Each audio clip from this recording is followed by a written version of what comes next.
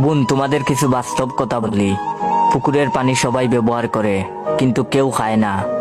আলু সবার সাথে মিশে, কিন্তু সবাই খেতে পছন্দ করে না।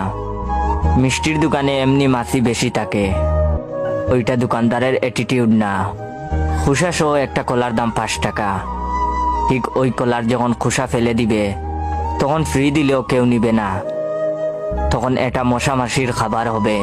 তোমাকে এটাই বলতে চাই, তোমার দেহকে এমন করো না যে সবাই পুকুরের পানির মতো ব্যবহার করে। তোমার মনকে আলুর মতো করো না, যে সবাই মিশবে বাট সবাই পছন্দ করে না। তুমি তোমার মনকে মিষ্টির দোকান বানাইও না, যেখানে মশা মাছির মতো সবাই ঢুকবে, ক্ষুধা মিটিয়ে চলে যাবে।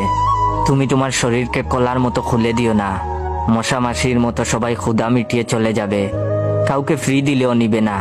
তুমি আজ যাদের সাথে কথা বলে মজা নিচ্ছ বা